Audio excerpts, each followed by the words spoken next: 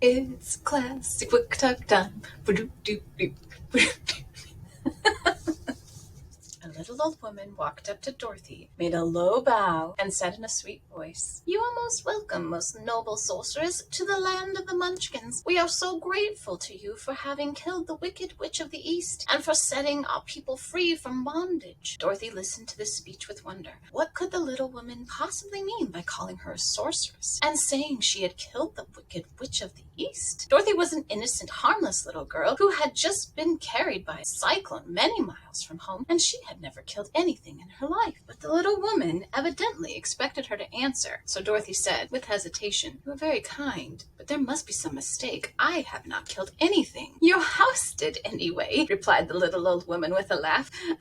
"And that is the same thing. See," she continued, pointing to the corner of the house. "There are her 2 shoes still sticking out from under a block of the wood." Dorothy looked and gave a little cry of fright. There indeed, just under the corner of the great beam the house rested on, 2 feet were sticking out, shod in silver shoes with pointed toes. "Oh dear," cried Dorothy, clasping her hands together in dismay. "The house must have fallen on her. Whatever shall we do?" "There is nothing to be done," said the little woman calmly. "But who was she?" asked Dorothy. "She was the Wicked Witch of the East, as I said," answered the little woman. "She has held all the Munchkins in bondage for many years, making them slaves for her night and day. Now they are all set free, and are grateful to you for the favor." "Who are the Munchkins?" inquired Dorothy. "They are the people who live in this land of the East where the Wicked Witch ruled." "Are you a Munchkin?" asked Dorothy.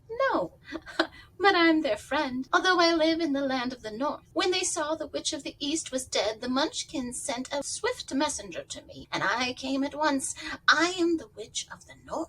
"Oh, gracious!" cried Dorothy. "Are you a real witch?" "Yes, indeed," answered the little woman. "But I am a good witch, and the people love me. I am not as powerful as the Wicked Witch who ruled here, or I would have set the people free myself." "But I thought all witches were wicked," said the girl, who was half frightened at facing a real witch. "Oh, no, that is a great mistake. There are only 4 witches in all the land of Oz, and 2 of them, those who live in the North and the South, are good witches. I know this is true, for I am one of them myself, and cannot be mistaken.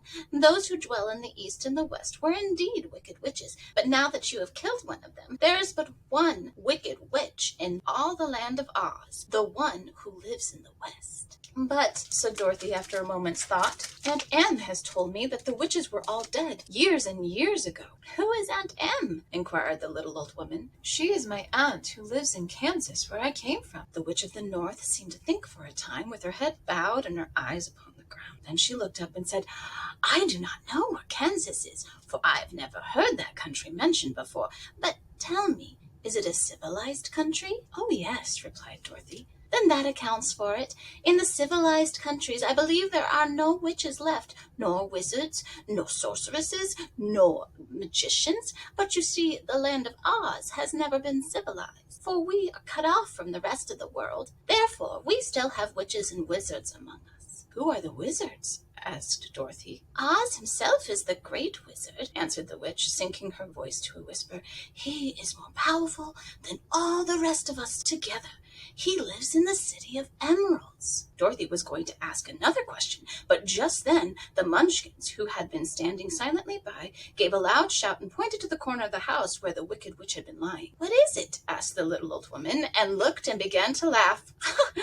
The feet of the dead witch had disappeared entirely, and nothing was left but the silver shoes. "She was so old," explained the Witch of the North, "that she dried up quickly in the sun. That is the end of her. But the silver shoes are yours, and you shall have them to wear." She reached down and picked up the shoes, and after shaking the dust out of them, handed them to Dorothy. "The Witch of the East was proud of those silver shoes," said one of the Munchkins, "and there is some charm connected with them, but what it is we never knew." Dorothy carried the shoes into the house and placed them on the table. Then she came out again to the Munchkins and said, "I'm anxious to get back to my aunt and uncle, for I am sure they will worry about me.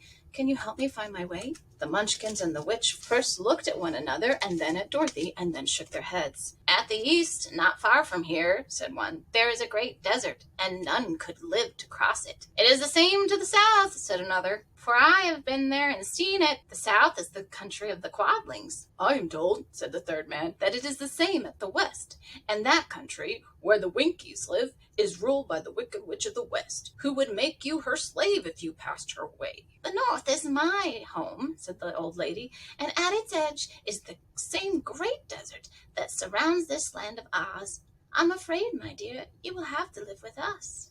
And that is a section from The Wonderful Wizard of Oz. As probably many of you know, she ends up trying to go to the City of Emeralds and find the wizard to help her find her way home. I realize this is a children's book, and this program is kind of like for teen classics, and actually this is in our teen classics collection. But I loved it as a kid, absolutely loved it. And I read through the entire series as I got older as well. It's one of my favorite series of all time. There's something about it that is timeless. I mean, obviously that's why it's a classic. It's also one of our digital book club offerings. So we have this in simultaneous use ebook, which basically means that you and all of your friends could get together and read it for a book club if you'd like. And it's going to have a guide inside shortly after this video. And the guide will have discussion questions and some other resources that may help you kind of dig deeper into like more of the themes throughout the story.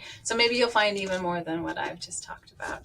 I think it's a story about self-discovery and about found family, friends, what friendship really means, the journey of life. There's a lot of themes throughout it that I think you'll find relevant to you as a teen. I hope you check it out.